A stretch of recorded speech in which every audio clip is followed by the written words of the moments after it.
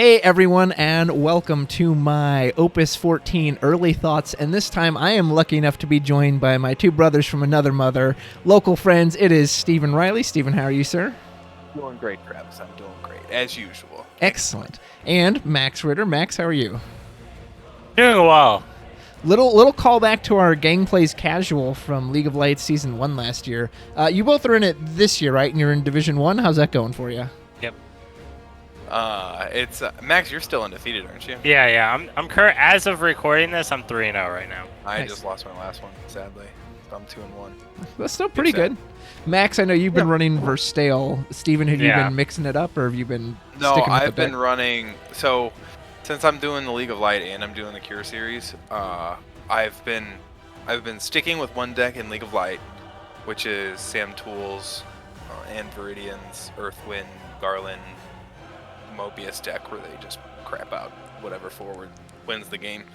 And then in the Cure series, I've been hopping around playing a bunch of different stuff. Like the first game, I played the Sky Pirates with Leviathan, and then I don't even remember when I played the second game. And then I played a X-Death deck.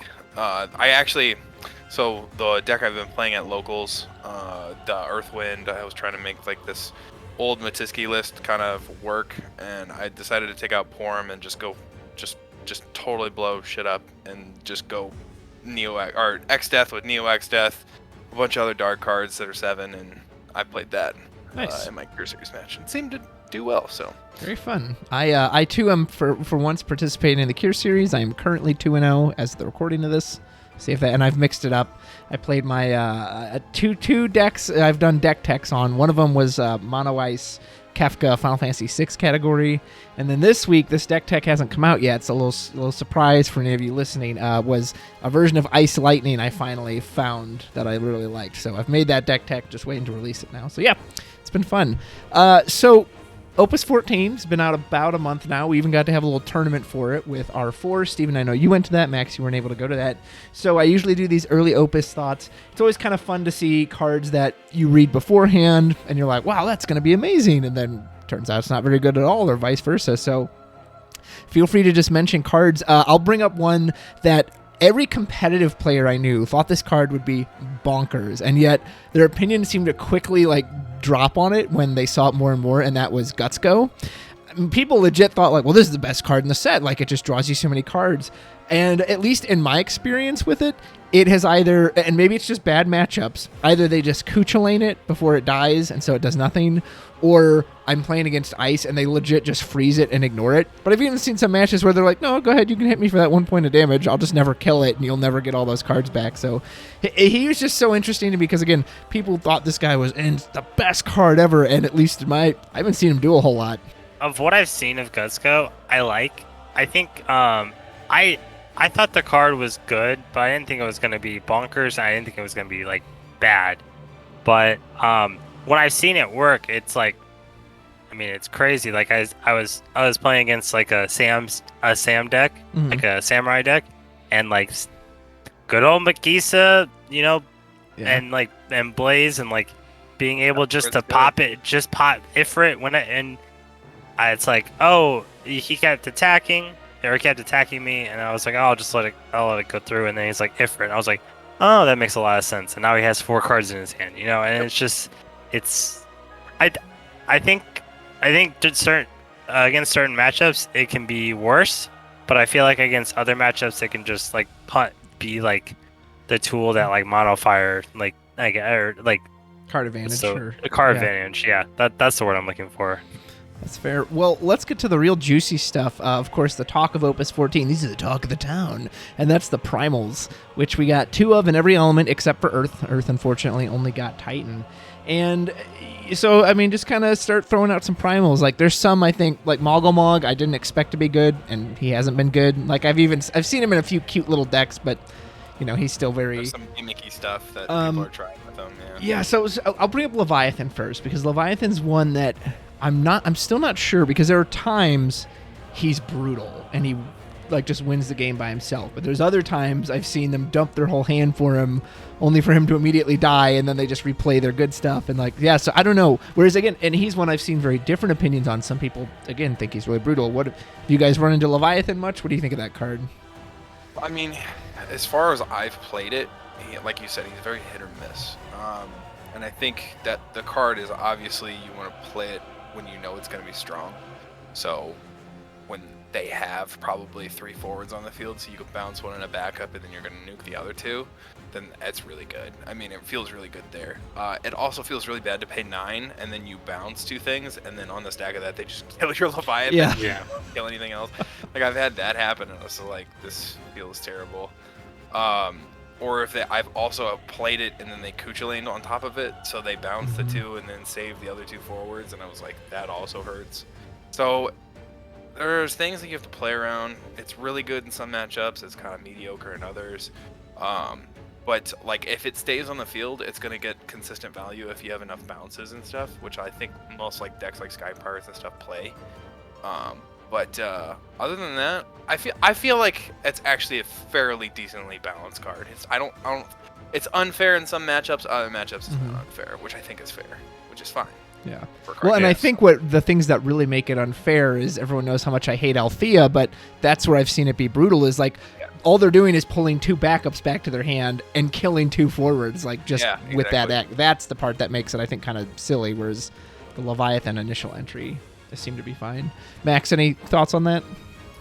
What I've really liked it is like whenever like another primal's on the field, Bismarck. Whenever like you can get Bismarck and Leviathan on the field, especially when you have Althea, it's just like good all around, because then you can like pop the Althea, bring back the Leviathan, kill 2 forwards, then draw 1 off of your Bismarck, and you're just I really like Bismarck a lot. And Mono Wind, I've been seeing deck lists pop up and stuff, and it's just something I haven't gotten to try on this format. I haven't had as much time to play as in other sets, but what I've seen is I really like Bismarck as I just really like the card. It does win things, and it helps do even more win things, so which will ultimately win games. So win games. Win games, you know. Yeah, I mean, if we're gonna go back to the water primals, yeah, I think Bismarck is a pretty good addition into that. I haven't seen too many crazy lists with, I guess, both. Sky Pirates, you can put it in there. Like, I've seen some Sky Pirates lists play both. Like you said, if you get set up, it's pretty brutal. Yeah. And especially if you like you're bouncing your Typhon, like you're doing 2 things essentially. It's ridiculous. So you're like 3 CP. My Leviathan's gonna kill something, and then at the end of the turn, and then I draw a card, and Typhon puts something to the bottom of the deck. Like, it's really tough to keep anything. So if they're not playing abundance amount of really good removal, then they're gonna be hurting. But the other water primal, the Lakshmi, I think the Lakshmi is an all-around better card than the Leviathan is. Yeah. Because you can, and if your deck plays water, you almost always want to play that. Because I mean, it's a 2 CP 7K that they have to deal with, or it's just going to generate value. I mean, obviously, they can't hit it with an Amaterasu, which is nice because it happens at the end of the turn. And then, so they really have to have direct removal for it. It's only a 7K body, but I mean, majority of the time it's going to at least draw you a card. So I love that card. And again, I like the design of that card because it generates you value, but it doesn't present a threat. Like, it's not taking out their forwards. It's just, I'm just here to give my owner more cards. So, you know, and a little undercurve on the body, but again, and then even has an effect that, hey, if you get enough cards, I'll even protect myself a little bit. So I'm a big fan of Lakshmi, Lady of Bliss. And then what's even crazier about that, because if you have the backups that reactivate when you play primals, and then you just essentially tap 2 for Lakshmi and discard a card. I mean, and then you play the Lakshmi down, she's essentially free in that case if she survives a turn. Well, almost. Excuse me. 2 CP, so if you want to count the cards, but yeah, those backup primals, I think, in all the elements are pretty nice to have. I mean, the other effects are kind of whatever, but like the fire ones, those do 1k ping or 2k if they have the Ifrit on the field, and it always makes those cost efficient and stuff, which is always nice.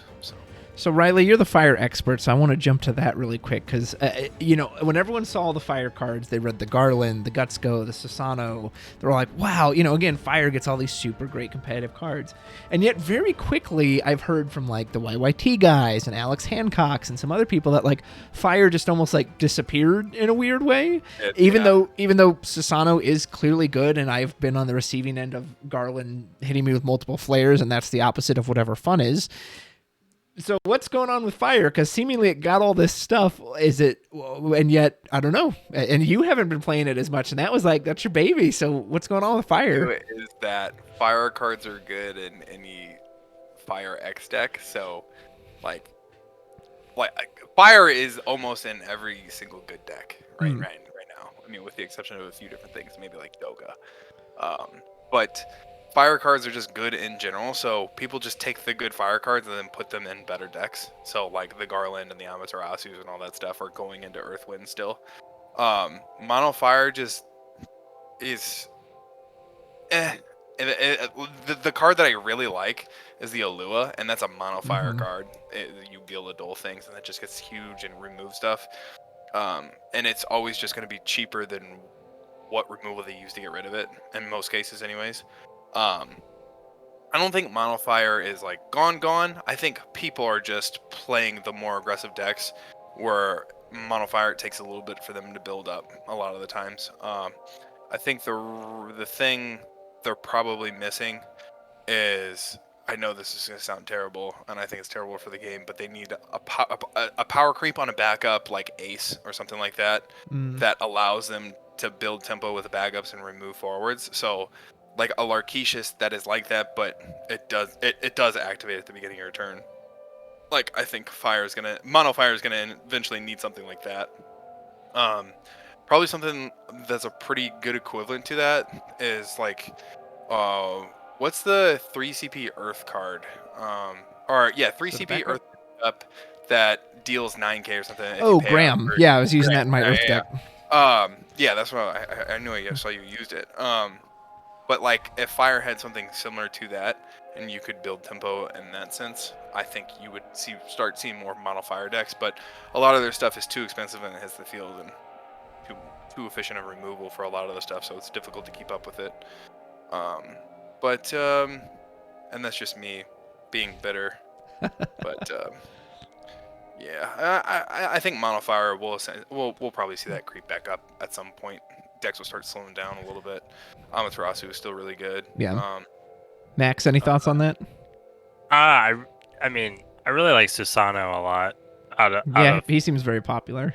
So like, I personally, if we're gonna talk about cards that I feel like have been like a little let down, I would say Garland. I thought Garland was gonna be absolutely nuts. Like, I really thought that. I was just like, when I first read the card, I was like, oh my god, what is this card? Like, it's gonna run rampant, and then it really hasn't at all. And I know that what we were talking about one time is that the biggest thing is it has to dull for its special, and there's a lot of ice going around. There's ways to get around Garland, and I guess in a vacuum, Garland is really good. I mean, it's still good, but I thought it was going to be way better than I think it is in practice. Well, what's funny is, for me, that's a card that it literally depends on the game, because I've had some games where, like you said, I can just dull it, keep it frozen, blanket with Kuchulant, whatever easy way. Oh, just break it outright, and it's not a factor. And I've had other games where it terrorizes me. I had a game at R4, one of the rounds I lost. The guy was playing a Garland Fire Earth deck, and he would just get the Kusith, and all my backups are gone because he just flare. I was just like, this is miserable. And again, other decks too, where I'm dealing ping damage and I can't hit the Garland because he's been so strange to me in that sense. And that there's some matches I don't think he's really that good, and there's other matches I'm like, this card's absurd. Like, why would they print this? So I've been very back and forth on him. I mean, he pretty much like you said, like if you don't have an answer for him, he just takes over a game, especially if they have recursion. Like the deck that I'm playing on League of Light plays Garland, and he's just an engine to draw cards a lot of the time. Like he's going to passively draw a card whether you Dole freeze him or not. Mm-hmm. So like if I pair him with Neo X Death, then you sack a backup, then you're sacking a backup, and I'm drawing a card at the end of your turn, which is actually ridiculous. Yeah.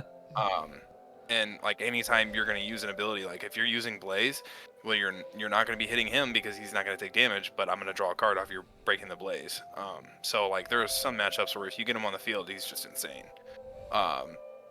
Like if you're playing against a mono fire deck and you have Garland, you're going to be in a really good spot because you have something that's just going to break something outright and force your opponent to discard a back or essentially select a backup and remove it. And then, I mean, they don't have an answer for it, because they can't break it outright with summons, or they need a combat trick like a Belias or something like that.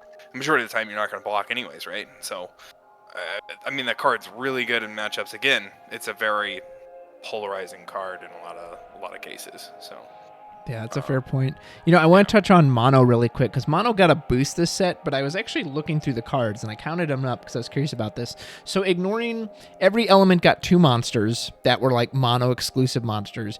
Ignoring those monsters, I actually counted up the number of unique cards Mono got, and it's not as many as you would think. So Fire only has 1. And when I say unique, I mean a card that literally has text that says this needs to be played Mono. So for example, Fire's is Alua, because it says you have to dull Fire backup specifically.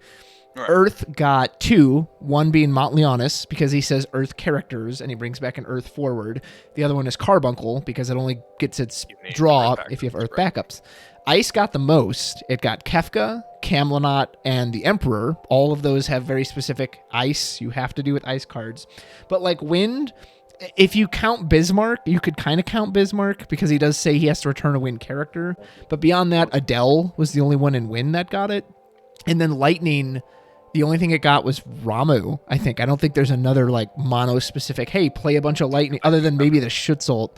And then Water actually got 0. There's not a single card in Water that specifies this has to be played in Water. So I do appreciate the attempts they made at Mono this set, but when I was thinking about it, and maybe that's why I was so drawn to make the Ice deck text, was because it got the most play this in Mono Ice cards, whereas a lot of the others, they really didn't. So what are your guys' thoughts on just kind of like Mono and all that? I hope they go back to, I hope they start doing more Mono cards. Like I think Zondi and stuff, Emperor Zondi are cool cards where they force you to build around the fact that you need a single type of basically CP, and you get strong effects for it. Because like in Opus 2, that was pretty ridiculous. Like it was attacking, dealing 5, and then when it left the field, it nuked something too for 5 CP. Like we need those equivalent effects scaled up, and whether it be mono fire or whatever it is. I like the idea of having mono elements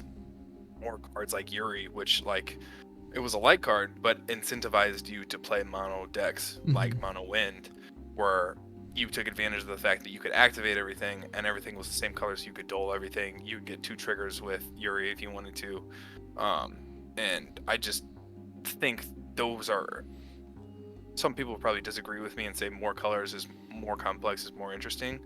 But I think there are definitely still places for mono decks in any sort of really TCG, that, especially like Magic and stuff like that. Like there's always going to be mono fire burn decks and stuff. Yeah. So hopefully Final Fantasy starts going in that direction where they just don't abandon it and it's jam every good card into a deck and you can color fix with everything. I mean, it's nice because you can get some complexity to it, but I just like the deck building restrictions. I guess like Samurais is a good example. The Samurais is a tribal within Mono Fire, and it forces you to play Mono Fire essentially. I know some people like Alex Whiteside insist on putting Earth in there, but he's a psychopath. So, but yeah, I like those ideas, and I hope they stick stick to it. I mean, it's kind of the same. Like, I mean, it's not all like with Dragoons. It's kind of the same. Like, I mean, obviously you play like a little bit of water, but it's not. It's like pretty much the whole deck is lightning.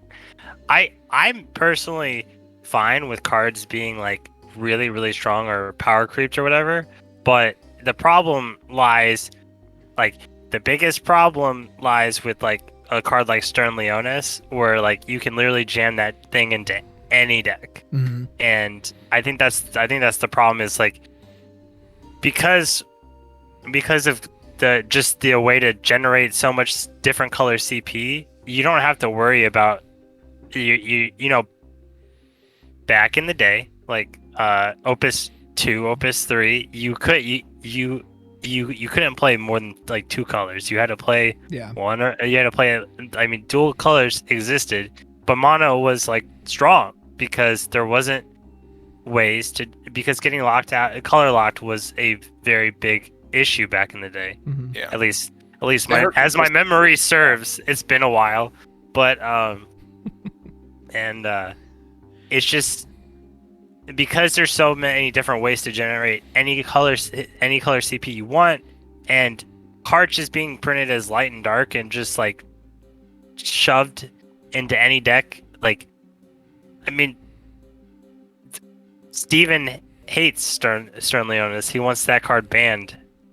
I mean, I don't know if he actually does, but it's the joke. It's the joke that's right what we. now. Okay, you brought it up. Let's talk about the terrors of light and dark, which Stern Leonis and Mockery, of course, just making absurd headway in the Doga deck, and then Stern Leonis. You can basically put him in anything, but he's especially dirty in things like Verstale or Dragoons. Yeah. And I will say one thing too. Not that Square Enix cares about this, but it also feels a little dirty that these are War of the Visions characters, because they didn't really diversify the type of character or whatever game they were coming from. Well, and it feels like they're pushing them because, well, they're from a game we actively have and we want to sell that game, and I don't know, that just feels a little dirty to me. Like, as if someone's really interested in this game, they're gonna come play it. They're not gonna be like, well, I'll play it, but only if Stern Leonis is bonkers. Otherwise, I don't want anything to do with it. So. Anyway, Steven, would you like to tell us about your favorite card? Damn card. So. Which I agree with you. I hate it. I vehemently dislike the fact that you can pay resources and still get something. So, in my opinion, and it's just my opinion, you could argue this in any which way, but I believe Stern Leonis is a resourceless card in a sense, especially in a game like Final Fantasy where you're discarding those cards to play other cards anyways. So you're using that resource twice. That second resource doesn't exist unless Stern Leonis is on the field, so otherwise it's resourceless. I mean, if you have recursion, then yeah, there's a downside to having Stern. Then you're losing targets and stuff. But the decks you put Stern into, very rarely do they ever have recursion in the deck. So like a Verstale or Dragoons. Stern does things that I don't want him to do, like deal 7k to a forward multiple times and blows up a target you wouldn't normally be able to blow up. It just makes your guys survive board clears against fire decks because they only hit you for 9k and you bump everything by 4 and protects everything. And you can't even react to the card. You can say, okay, well, I'm going to miss Dragon. It's like, okay, well, I'm just going to burn my triggers now then. Yeah. So, it's whatever. It's like, I'm going to miss Dragon with nothing on the field and let you buff your guy by 4k 1,000 times. And hopefully that works for me. But if I don't have anything on the field and you have Stern Leonis on the field and you have forwards on the field, I'm probably losing that game anyways, unless I have Shantoto or something like that. I shouldn't be playing a Miss Dragon with nothing on my field when you have a Stern Leonis down there. I'm probably not in a great spot. But I vehemently dislike cards that just feel resourceless, especially like I said in Final Fantasy, where you're discarding cards anyways, so you can discard 2 cards to get that trigger, and then play something onto the field. So you're like, okay, well, really, I just need these 2 forwards into the break zone. That's why I'm discarding these to play, and then you're kind of getting double for your buck there. I think Stern is more of an issue, in my opinion. Again, is more of an issue because forwards are generally your win condition in winning games of Final Fantasy, whereas summons, on the other hand, they do not directly win the game. They help you win the game. Whereas forwards will, I mean, you need forwards to deal damage. Now, if we ever get a summon that says deal your opponent a point of damage or whatever it is, that then becomes a win condition, and you can start building your deck around there. And then I think Marshery and stuff like that gets a little crazier, because then you're going to be dealing damage with those summons, and it's going to possibly become a win condition. But like right now, like I was saying, Stern I think is just stronger in general, just because you don't have to have the deck requirement of putting a bunch of summons into your deck. Now, it is nice to draw a bunch of cards and stuff and then bounce some stuff. Like, it can be a win condition in itself. Just when it hits the field, you can just bounce a bunch of stuff or draw a bunch of cards, which, again, is resourceless in my opinion, because if you're not getting those summons back, you're just getting free cards, you're getting free bounces, and I think that's bad for the game. I compare it to Hogak from Magic the Gathering. So basically the dredge effects, where you can pay for things from your discard pile. A lot of that stuff is just really obnoxious, and a lot of the times it was banned out. And like, dredge cards are just insane a lot of the time. So that's kind of where I compare that to. And I hope they stay away from the mechanic. I hope they just if they leave it with Stern and Marshery, I'm fine. But if they continue to build it and use that mechanic multiple times, I'm probably not going to be too happy about it. Max, any thoughts on that? Well, so like, I was playing Versailles. I've been playing Versailles in League of Light, and like, it's crazy. I just think the fact that you can just do as many Stern Leonis effects as you want, it feels wrong when you're doing it, because you're just like, all right, Stern's gonna die, so I'm just gonna remove these 8 so I can deal 14 to one of your forwards, or but the rest of it by 8 or what. And it just feels like if there was like a condition you could only play this once per turn, I feel like that would be a more fair effect, because ultimately, if you could only deal 7k to your opponent, most likely it isn't going to kill something that's worthwhile killing. But if, like, for example, when I was playing Versailles, like, I'm not getting those 4s back anyway. Yeah. So like, who cares if I discard 8, because that's going to literally win me the game.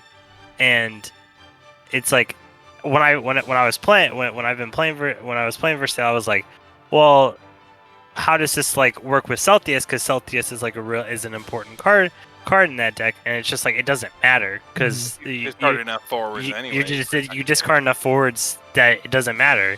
And I think that's the issue, is that you can do it multiple times, so you can in theory buff all your forwards to just live through anything, because not to cut you off, Max, I was just going to interject real quick that, like, I think it would be more balanced if Stern said you had to discard or you had to remove backups from the game. Yeah. Out of forwards, again, backups aren't a win condition. I don't think it is as bad. So, I mean, that would just be a fix. I mean, other than the fact that just using it once per turn, you have to use it a little more strategically, and like, your opponent can force you to use that trigger, other than just like mindlessly using everything, even if they do respond to it and try to stop you from doing it. It kind of forces your player just to like constantly play around that card, because even if it hits the field, they're just going to be able to do something with it. So I was playing against a guy named Osby, who's at our locals, I think it was 2 weeks ago now. He was playing Dragoons, and I was playing my Mono Lightning deck. I was in complete control of that match, and he had like 4 Dragoons on the field, and I had bigger bodies. I'm playing Mono. I've got the Lulu out, so I've got the bigger... All my guys are about 9 or 10k, and all his stuff is 7 and 8. He's got nothing in hand, because he pays 2 and puts down Stern Leonis. He has nothing in hand, and he just wins, because now he goes, cool, dump 4 out of the break zone. All 4 of these Dragoons are now all bigger than your guys, and they're brave, whereas normally the price of them swinging in is, okay, well, I kill you on the crackback because now all your guys are dull. No, they all hit me. I can't block any of them because I'll just die, and then they're all ready for defense too. And it was just like, it was this deflating feeling of like, what do I do? And like you said, even if I had Mist Dragon, which I wasn't even playing light, but let's say I did, go to Mist Dragon. Yep, okay, well, on the stack, buff them all anyway. Like, there is this feeling of uninteractivity, and I've had a few other games like that too, where this stern comes down and, oh, I just lose now. The game is just over because of that insane effect. And it cards in general, and I'll kind of go into a big Opus 14 thing here, is that I just wish they would restrict some of these effects. They could have said once per turn. They could have said only on your turn. They could have said for his forward reduction, the first forward you play gets reduced by 1. That's it. Same for one of my favorite cards from this set is Zero Miss, which is a cool card, but his dull all forwards effect is really dumb and creates this feeling of like, so blocking is irrelevant. Again, that effect could have said they have to select one active forward they control and dull it, or up to or 2 or whatever. No, it's just if you don't kill him, you just can't block and I win. And it's just like, what?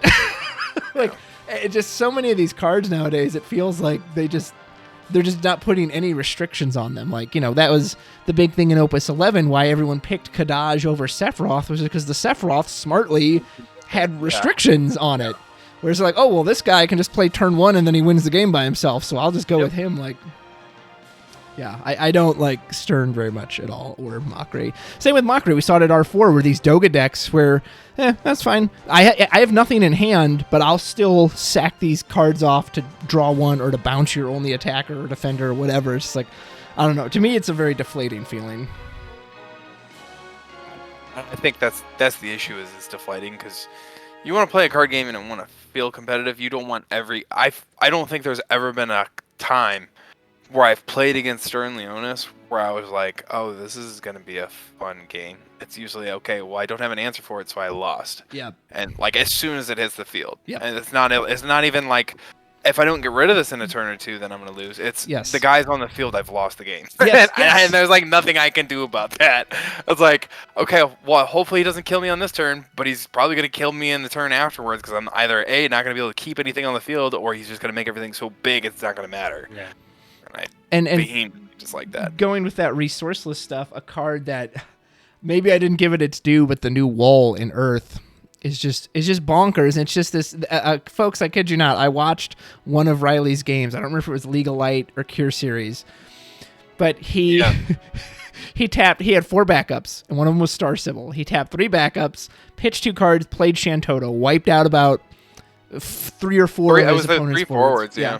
Then he cracked Star Sibyl to play the new Wall, which then brought in Braska's final Aeon. So that's 6/7/7. So he played 21 CP worth of value onto the field, and he still had 3 cards in hand and 2 4. It was just like, what? Ridiculous. Like that Wall card, I made a deck to, hey, turn 1, Wall into Neo X Death, Wall into Yasmat, and you're just like, what are you? Who designed that card? And it's like was Yang not enough from Opus 13? I don't know. Having to wait till damage 1. That's so Opus 13. Let's have this guy that just immediately can play. Where is the restriction? God, even Montleonis at least has 6 or less. Wall couldn't, hey, it's got to be 5 or less. No, any Mobius card, 9 cost Yasmat, that's totally fine. Reminiscent of like Rampier, where there was no cost restriction of that, and that was brutal when it first came out, and people were playing the 9 cost Shantoto and getting insane value off that. And then everybody had the same complaints about that. I mean, Wool's kind of doing the same thing, and it's bringing. I think it's bringing back Earthwind, which is nice. But it gives you, like in that deck, it gives you the versatility of either playing aggressive with cards like Braska's or Neo X Death, or it lets you play kind of the slower control matchup, which I like, because it lets you beat some of the control decks, and it lets you fight against aggro. Like I know. I slammed Wool, Neo X Death in an aggro matchup, and like they didn't have an answer for the Neo X Death, so it took like 2 turns, and they were losing all their forwards, and now they're struggling to keep up. And I'm just like, this is sweet free removal, and it's a 10k, so good luck swinging over it in your party attack or whatever it is. And I mean, I like that versatility. So people have complained about Neo X Death. I think Neo X Death is a necessary evil. That's just my opinion. It's not a fun play style, but neither is shitting out 4 forwards on turn 1 and then losing that in 2 turns. So also true. But that's my opinion. Max, what do you think? Yeah, I think that Wool is like I think the first time I think it might have been one of the cards that I missed along the way because I was watching a game. I was like, wait, what's that? Well, I was like, wait, you can play any Mobius forward? What's going on? And then I was just like, oh, Braska's coming out. Okay, that seems good. And it just, I don't know. It like, I think, and I mean, I've talked about this before. Is that I would love for decks to be synergized around like the archetype or tribal playstyle where like samurais or dragoons or like I like that aspect. Maybe that's just playing other certain trading cards games that I've played where that's the whole thing. You play a specific deck, X named deck, and you do all these things that interact with that instead of just putting in all the best forwards in the game and putting Tyro in your deck and making it work. Yeah. And I don't know. I mean, I guess also the big elephant in the room is what, and obviously nobody knows, but like what's going to happen with Opus 15 or whatever they're calling it, and this new mechanic that we're getting. Is that gonna slow the game down? Is it gonna not affect the game? Is it gonna speed the game up? You don't know. And I think in recent past, just mechanics that Final Fantasy has introduced, like monsters and tokens and other things like that, they usually take it really slow that first set to implement it. And then a set or two later, then they start doing some crazy stuff with it. Like end of turn effects, it was Kadaj, which was a pretty strong end of turn effect. That was like the first one that people really saw consistently. Yeah. And then there's like Sophie now and a bunch of other Omega and everything like that. Yeah, exactly. And so they go a little crazy with it. So I think just looking at their track record, they're going to take things a little slow with the crystal points or whatever they're called. I don't even remember what it was. I don't remember either. I think it's crystal points or something. It's CP, but it's not CP. I don't know. God forbid we call something in this game not crystal or damage. Like, do we have no, not damage, a point of damage, not damage to the forward. So damage weird. to the forward. Explain that to a new person. So you mentioned it briefly. I want to mention the two light and dark legends because with the multi-element cards, light and dark definitely kind of fell off there for a little bit. So Shinryu and Omega. I love Omega. That's why I played at R4. I think that's what Sophie should have been. To me, that card is very fair. That it's 5 CP, it's a dark card, it has a time it's vulnerable, but it also has a time when it has some protection. So I really love that card. And Shinryu is funny because that's a card a lot of people, when they lose to it, they've all asked the same thing. Why aren't more people playing this card? And I played it in my Ice Lightning last night. But again, there are times it just doesn't even hit any targets. Like he had I got 1 3 CP forward. Other than that, it was a bunch of 2, 4, and 5 costs.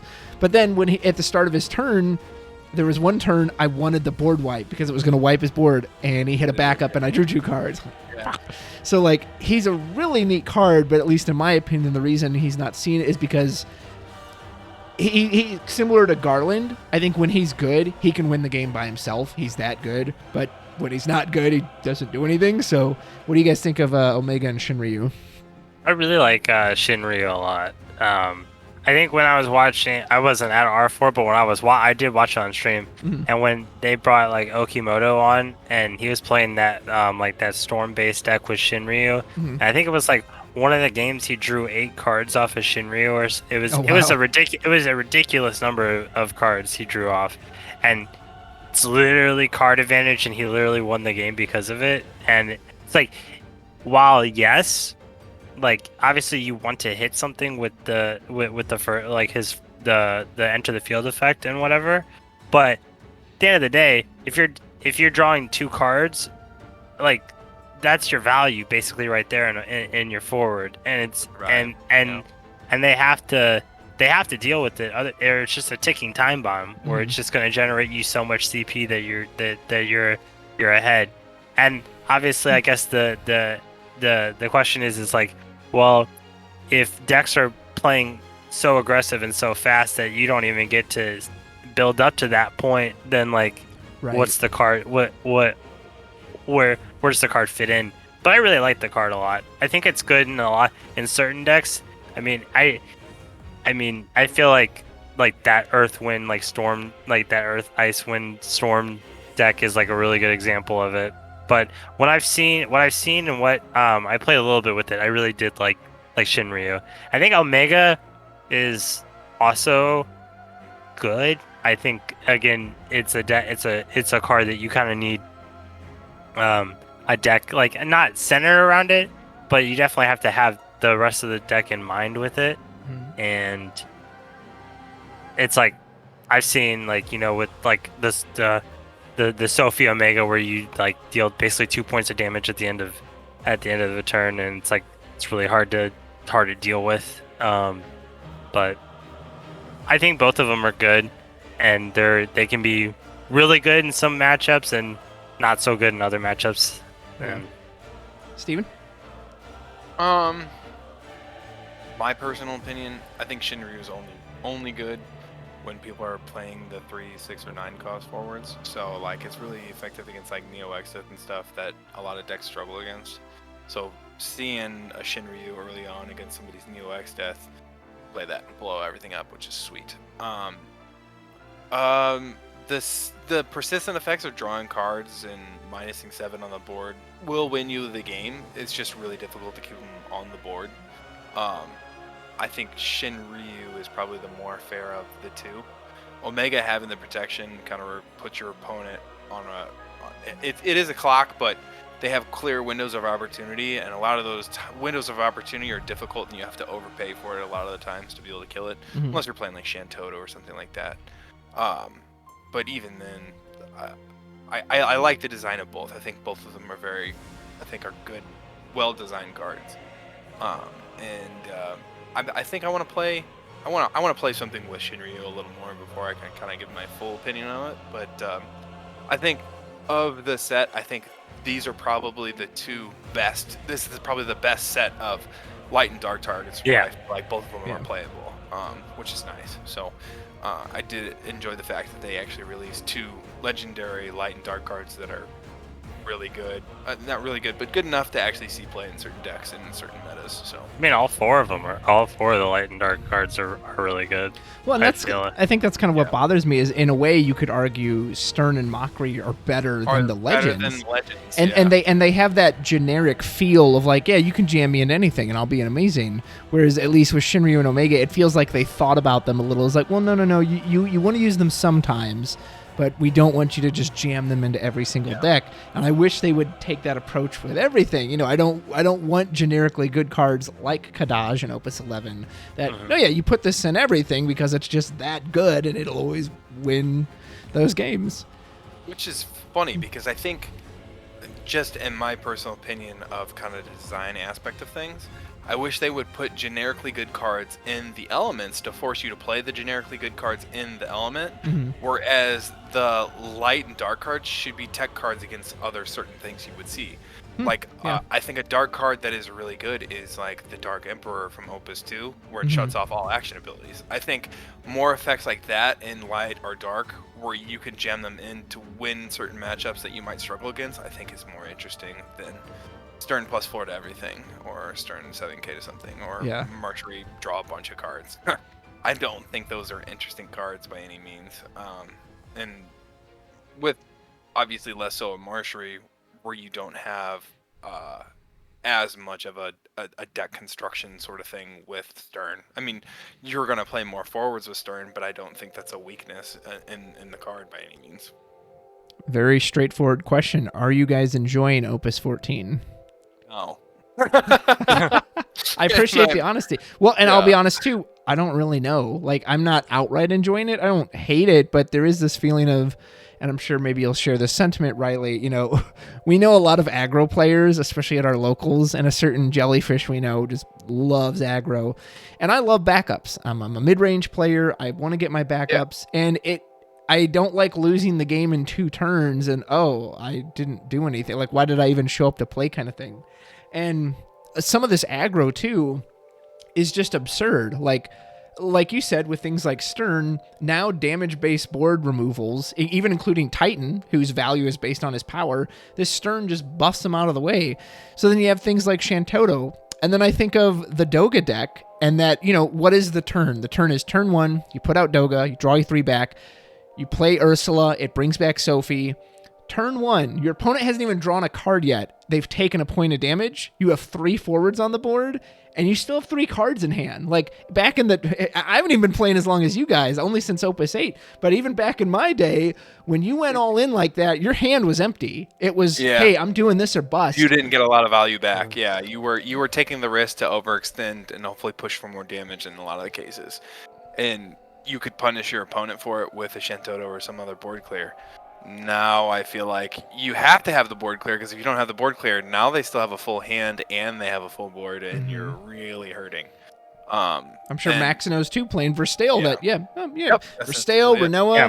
Hey, I've already got 3 forwards on the board. I still have 3 or 4 cards in hand, so I'm just gonna hit you with whatever it's actually I want. 5 all out of the time. Yeah, it's like Jesus. 4 or 5. No, That's insane.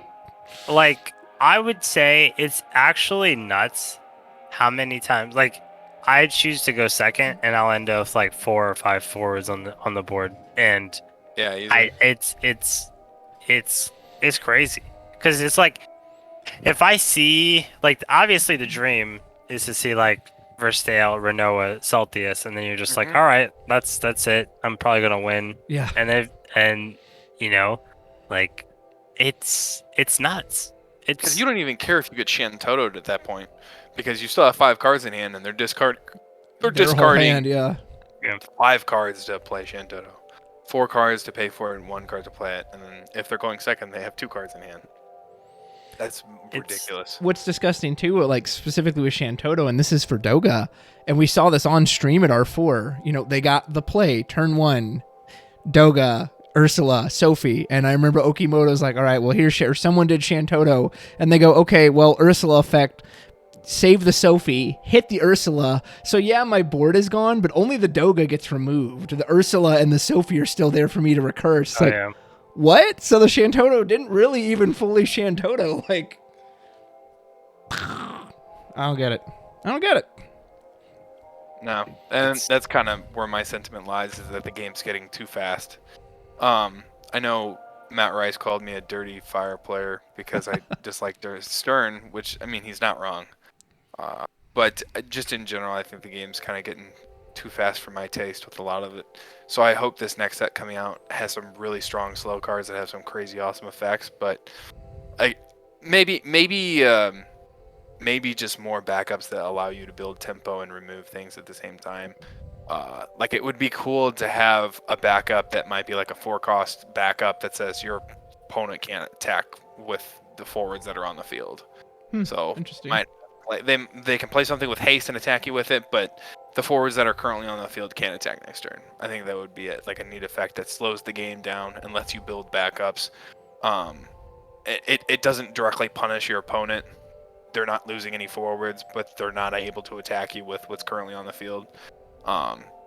Something like that I think would be interesting, because then your opponent's like, okay, well, I really can't do anything, so I guess I'm going to play backups or do some other thing, or maybe commit more to the board, and then now you're getting hit with a Shantoto, right? And they're losing more forwards, and they're not getting as much value out of the forwards and stuff that they had on the field. Yeah. So, and I wanted to, sorry, Max, real quick about that aggro play style. I'm actually not against aggro as a play style, even though I'm not an aggro player. It has its place, but I like it as a concept, in that, again, you're taking a risk of, I'm going to try to beat you in 3 turns, and if I fail, you win because I went all in on that. So I don't like this new aggro that, again, you put out that many forwards, and like you said, well, I still have 5 cards in hand. Well, no, that should have cost you everything to do that. Not, oh no, I could just do it again whenever I want. One example is, and I know this is my deck, and I took it there, but one of the reasons I actually like the Golbez deck, the Water Golbez, is because if that forward dies, that deck doesn't do anything. It completely falls apart, which is what I think it should be. It shouldn't be, oh no, even though Golbez is dead, here, like, it's purposely built that Golbez has to stay alive, otherwise this deck falls apart. So, Max, go ahead. What were you going to say? Oh, I was just like, just trying to like bring in an example. Like, we were talking theoretical stuff, like, would like restricting like the cost of forwards coming onto the field, would that be like too broken, where like cost forwards of 5 or more can't be played? Would that be too busted? that kind of hits a lot of the decks and hurts deck construction. I think in a lot of cases. I mean, it's just a thought, because there are cards like in other TCGs where I play where I played where you could there was it's like a backup Trap or card? whatever. Wait, It's a trap card, yes. Trap card? It's a trap You card. dirty Yu-Gi-Oh player. I don't Yeah. want to hear your Yu-Gi-Oh cards in this game. But it's just like it's like stuff like that where it's more blanket and you have to like where it stalls or stops your opponent and they have to deal with that. I think is more. I kind of like that versus more than just generic. Like I'm just gonna have this generic card that does like all these crazy effects. I like, even though I am an aggro player, like one of those dirty aggro players you were talking about.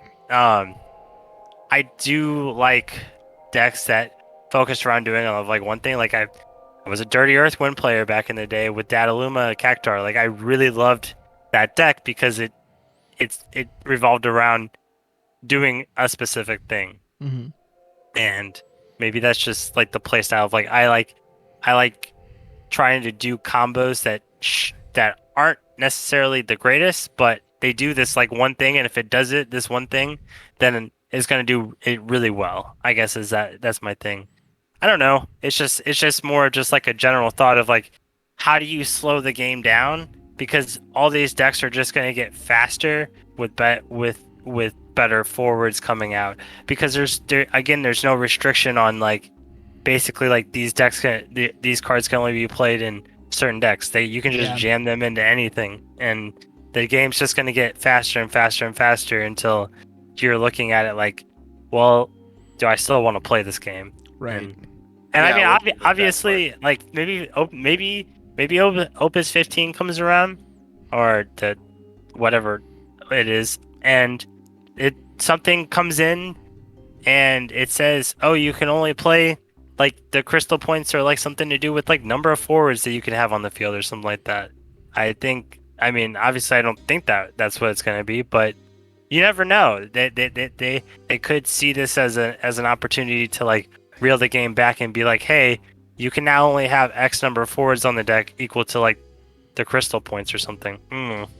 It's just. I hope they try something. I would love to see them rein it back in, at least in some regard. I did want to touch on two cards though that we kind of like. Yeah. That we talked about. Both are Ice Lightning cards. Yeah, I'm glad you mentioned that because I wanted to mention the dual elements period because we got 3 new dual elements this set. So yeah, Ice Lightning. One I was really high on and it's fine, and one that I was like okay on and is way better, and that's Alcid and Zero Miss. Like I read Alcid and I was like, oh my god, I love this card. I mean, I love the original Alcid. I played it in Lightning. Yeah, that was your boy. For too long. A long time. Yeah. For too long, probably. But I think Alcid's fine, but Zero Miss is like, that card is crazy. Like just the ability to like dull the forwards at the end. You're gonna have to kill it. Yeah, it's a really good card. And then at damage 3 it gains haste. Like it's just really good. You're just really like, and obviously then you can still play Zero Miss off of the Alcid. And I think ultimately the Alcid is to get to stronger cards or whatever. But I mean, Alcid like still has like good secondary effects, but Alcid's only gonna get better, right? They're only gonna print good ice and lightning 3 costs. So I mean, or 4. Is it 4 costs? It's 4 costs. Yeah. If anything, I think Lightning's actually really lacking a generically good 4-cost card that like I would want to play and everything. I don't think it has one of those right now. Aranea needs to be damage 3. Kuja can only hit certain targets. Like Nyx has to have Kingsglaive. I think if Lightning ever gets a generically good, this is a 4-cost Lightning forward you want to always play out. I think Alcid gets really scary. It's always Olua, right? Yeah, right. Yeah. It's got haste. You play it off the Alcid, and you get to freeze something, and you'll dull get something. Yeah. Yeah. I mean, I still think Alcid's good. I just think that Zero Miss is better. Yeah. Well, and he wasn't revealed originally. I think we only saw him when the full set got announced. Zero And Miss. we're like, what is this card? Yeah. Yeah, that was a pleasant surprise. So you brought up the multi-elements, and you can touch on Ice Lightning. When I took Brian Camacho's quiz today, he said, "What's your favorite dual element pairing?" And I was like, "Well, there's Wind, Water, and Ice. What's the other one?" I was like, "Fire, Earth was a thing." Like, at least for me, I totally forgot Fire, Earth was even a color this set. I think they kind of they it's so 7 based that unless you're like, whereas other stuff, the Fire Earth should just be 7. Right? It shouldn't be Fire Earth. It's 7. If you're playing 7, you're playing Fire Earth. Right. Yeah, that's how it should be. Go ahead, Riley. You're not playing Fire Earth anymore. So actually, that's literally what I've been messing around with is the Fire Earth for the longest time. So, I think the new Tifa is a sweet addition. I wasn't super high on it early on. I kind of figured, if you're playing the Zangan and search it out, then it has haste and it can swing in, which is cheap. It's also searching at cloud, so it's 0 CP in a lot of cases. And then if you're at damage 6, you just get to play a 7 character for free. Either it's a backup or a forward, it doesn't matter. And I think that's just incredibly awesome. So they will guarantee to be printing more 7 cards. So there might be a good 7 card to come out that's going to be awesome to hit off it. I still haven't seen Minerva come down off of it, which is kind of a bummer. Everybody was hyping that up early on, so still waiting for that one. Yeah. But the Barret, I think, again, with this next set coming out with all of the Avalanche Operative forwards, we had a lot of those spoiled. I think it was last week, right? Mm-hmm. And they all had some sweet effects. If you party attack with them, you're breaking a dull character of 4 or more. Is it 4 or more? I think it was 4 or more. It's something. I don't remember. Yeah, 4 or more, and then I think that's what Biggs, or that's what Wedge did, and then Biggs had something else with it. And then they all gain haste off of Barret, so Barret gets it too, and you can get those back. You can cycle which ones you want, so I think that's going to be really, really interesting. So those are the other, obviously the 7 base fire cards. The other one that I thought was a sleeper card that I probably want to build a little more around is the Arden. Nobody really liked it, but I think it's sweet to Phoenix back up. It's the coolest Phoenix target. I mean, you're hitting the board for 2K, and then you're getting first strike +1. And so he's coming down as an 8K first strike, and he's going to be blocking a 10K, and you don't even have to target anything with it. So for 4 CP, you could hit a Braskus if you really want to, and I think it does some pretty neat stuff. So yeah. I build a little more into it to see how crazy it actually is. But you can, I think, what was the other effect that I think it has? You can give some 3K Brave, yeah. Yeah, which is still pretty sweet because you're gonna be pushing some damage too with it. So, I think you could do some crazy stuff with that one. So hopefully we see. I just want to see some more Fire Earth cards, but I think we're pretty much done with it for the most part, right? Other than I guess that Cloud that's coming out, that's a Fire Earth. Fire Earth Cloud. And then the Shinra version, the like Rufus and all that has Ice Lightning. I think that's sweet. I think the Turks are awesome. Maybe that'll be the card, that Rufus. So. Yeah. That Rufus might be I mean. He's a stat stick, right? He's like Brave He's a first stat strike. stick with Brave first strike 9K. And when you're on damage 5, you can just pay 6 and then play all the job members you have in your break zone, which is pretty cool. I don't have the card in front of me. Yeah, I don't either. Does it say forwards or characters? Is it just job members of the Turks? I think it just said job members of the Turk. You can look it up really quick. Because if it says, I'm gonna see if I can find it. Rufus, was that Opus 15 or something like that? Yeah, that would be a fun thing to do. Like, just snap your fingers and all your Turks show up. Here we go. Find it. Yeah, it's just job member of the Turks, right? Job members, yeah. So you could play the backups off if you really wanted to. I don't know how good that is at damage 5, which sounds pretty terrible if you want to do that. But playing all of the forwards like Elena saying, Reno, Rude, all of them off that seems pretty cool. And I think saying like searches the top or looks at the top 5 and then gets you a member of the Turk. And he's like 4 CP 10K basically because you're gonna have. He gives +2 to everybody else, right? Is it everybody else, or I thought he gained +2? Does he? I thought he gave everybody else +2. Yeah, I thought he was like the Oracle of Light. I thought he buffed everyone else. Yeah. Which seems kind of redundant. Because like Reno and Rude are usually pretty big if you have Rufus on the field anyways. So I mean, it's kind of cool to have like a 10K member of the Turks across the field. So I guess it's neat in a way. I don't know how good it is, but I guess we'll find out. I think that's just like what I was talking about earlier with like the tribals. Like all these things do stuff with Job Member of the Turks or Yeah. Job Avalanche operatives. Like, that's cool to me. Like that. I like that design aspect of Final Fantasy, and I think Final Fantasy fans like that aspect of it. Like they want to play their favorite cards. They want to play their favorite game. So like using titles and making titles really good. I think that's why 7's great, is because you can make a very competitive 7 deck. So 7 fans gravitate towards that. Sky Pirates, people like 12. People gravitate towards that. I hope they continue with that aspect of things where you play your favorite characters together. I think that's the appeal of Final Fantasy in general. And again, I don't know why they don't push title format, or at least make some sort of like having like, this would be sweet. Like if there's a backup, like a Tifa backup or a Barrett backup, that just gives you some absurd field abilities for your 7 characters and stuff, and it allows you to play a variety of different 7 characters, or just some nonsense that lets you play multiple of the same character onto the field, and like breaking those rules to let you play certain categories and titles and stuff like that, I think would be interesting, and I think most Final Fantasy fans would enjoy that stuff. So maybe they might go that direction, maybe not. Well, you mentioned Sky Pirates, so I got to ask about the last combination, Wind Water, which has been the terror of many a meta, but at least the 3 cards we got are kind of don't really fit into that. I definitely slept on Vaughn. When I first read him, I was just like, another Vaughn, whatever. Fair weather and about then it. testing him, I'm like, okay, this guy's actually pretty good. There's Yeah. some neat stuff. I haven't seen the Aerith at all, so I don't really know what to think about that one.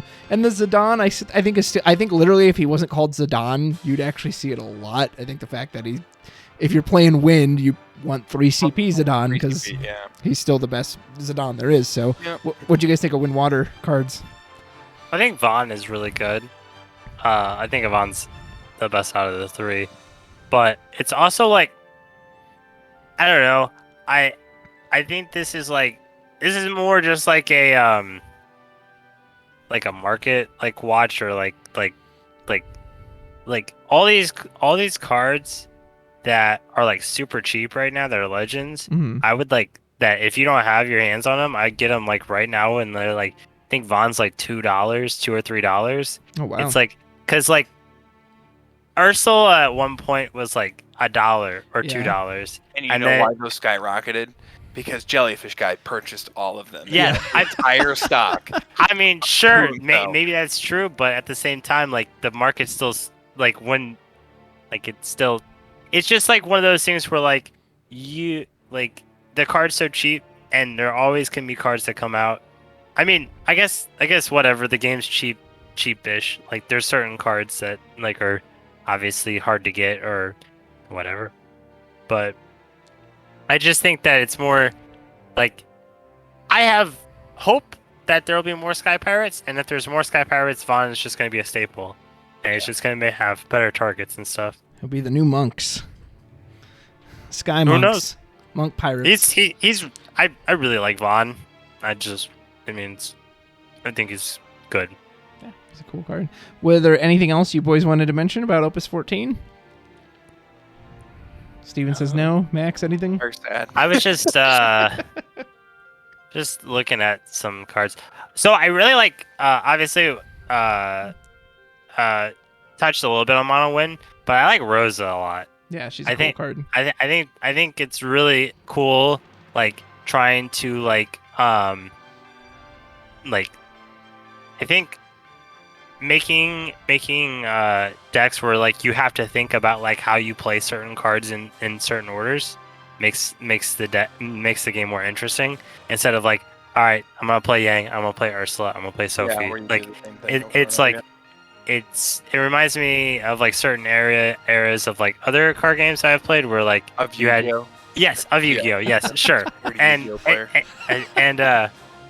it's just like you have to. There are like multiple options that you can go into, and then figure out like what option is best for that time. Versus like in most decks, it's like if you got Stern Leonis, you're probably playing Stern Leonis, or if you got Shantoto, and you're probably gonna play Shantoto. It's just like I like decks that have like a certain like flexibility to it. Mm. I will, even though I don't play those types of decks, I 100% agree. I had the privilege of watching Okimoto take on my buddy Cody Snodgrass at R4, and Okimoto had this really complicated turn where he did something, and he brought in the Cryo, and he used the Cryo to use the Asura to reactivate, and then he did, and it was all this stuff. And don't get me wrong, it's not fun being on the other end of those plays, because they always take plays, 15 minutes. However, I at least appreciate there is a skill level there, and I think, again, that was one of the reasons like Stern was so deflating, is there's nothing to that. It's drop Stern, okay, now all my guys attack, and they're brave, and they beat all your guys, and I win. Game over. And it's like, there's nothing to that. It's just, it's a brain dead move. So yeah, I do agree with like that level of at least that when there is a complexity to that, and there is a, okay, I've got to sequence this out the right way, et cetera, et cetera. I guess the only other thing is how do you feel besides Typhon? Is there? Oh, how do you feel about Cloud? I was say, it was like, the card's sweet, man. I'll let Riley go into more detail. My quick thing is similar to Garland. I actually have found him very matchup dependent. There's some matches I don't sweat him at all, and there's other matches he really doesn't number on me. So Riley, go ahead and take it away. If you have removal for him, great. And it has to be summon-based removal for him. So if you're playing Alexander, awesome. But if you're stuck using abilities, then this dude's gonna trash you. And if you're playing a decent amount of 7 characters, he's like damn near impossible to remove, and he is a menace. I like him a lot. That's actually the reason I wanted to play Neo Exdeath, is so I could play Cloud multiple times in a game with, or not Neo Exdeath, with Exdeath. He's a target for that. And just he's just a beefy forward with protection, which is what you want in this game. And removal, technically. And he's removable. Yeah, he's every turn removal with protection against auto abilities, which is some of the most common in the game. And he gets bigger when you have your opponent plays forwards to win the game. Like it's substantially. I thoroughly enjoy this card. He's probably my favorite card of the set. I was hyped on this card before the set came out. But even now, when the set has actually dropped, I'm obsessed with this card. You filthy 7 player. I am a filthy 7 player. I will gladly admit being a filthy 7 player.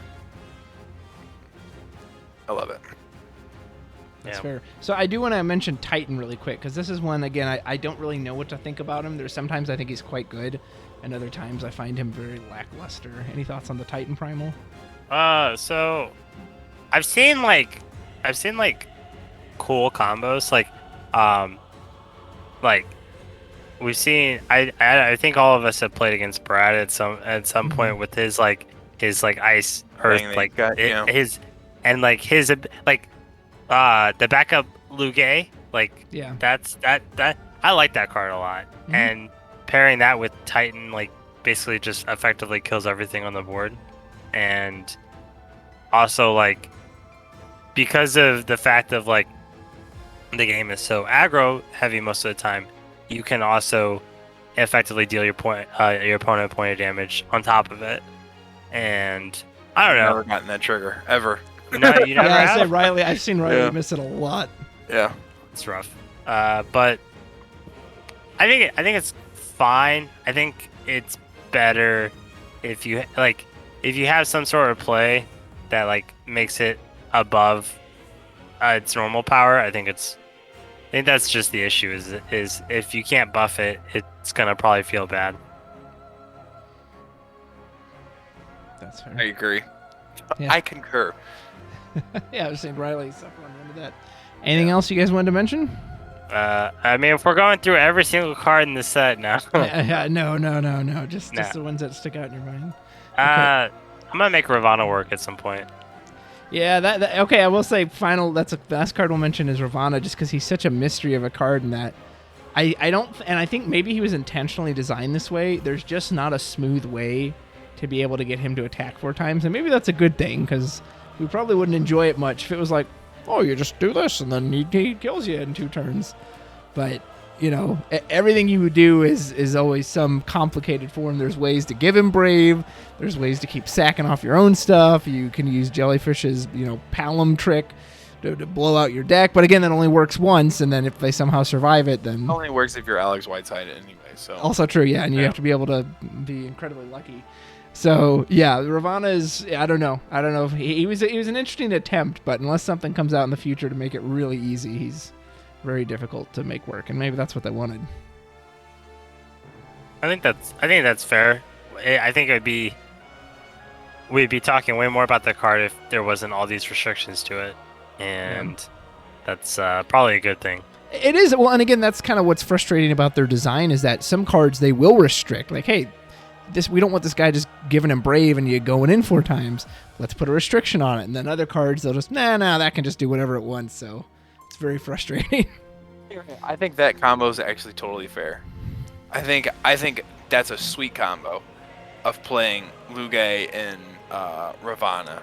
I think that combo is extremely fair. Yeah. Because he still dies to a lot of removal anyways. And Right. he has the 5k damage protection. But he still dies to a lot of stuff. Like, you can still shut him off with Kuchulain. Like, you can still break him with Diabolos and Alexander. Yeah. There's still things that just remove him outright. I think that combo is totally fair. I don't know why he has the restriction on there in the first place. I don't know. Anyone who doesn't know, because I'm sure people will hear that and be like, what do you mean he can't get Brave? So what the combo is, you have the backup Luge, Ravana enters the field, so the Luge effect will go on the stack. On top of that, you hit Ravana with your own Kuchulain or some way to blank his abilities. You could use Yuri, technically. He loses all of his abilities, so now he can gain Brave, but this Brave lasts beyond the turn, right? So then when the next turn comes around, he'll gain his abilities back, but he's already has the Brave, so he'll maintain the Brave, and then you can just attack 4 times. But again, very complicated way to do it. They could also still break him. They could do any number of things to just completely shut that off, so yeah. Yep. Weird card too in their theming, and I have to mention this I should have mentioned this as a Susano segment. So Ravana, legit in the game, 4 swords come down, and they're made of fire, and they rotate in a wheel. But he's in lightning, whereas Susano uses lightning attacks and often talks about the sea's part for we alone, and he's a fire card, so I don't know where they got their elements for the primals. But or why they make Lisa fire card. Yeah, exactly. Who knows? We don't Anyway, talk about that. Opus 14, Max, Steven, thank you so much for joining me. Folks, let me know in the comments below, what do you think of Opus 14? I've seen very different opinions on it. Some people seem to really be digging it. Others, maybe you're feeling a little like us, like, ugh, I don't know, make me a little worried. So let us know, and until next time, we'll see you later. Take care. This. Bye-bye.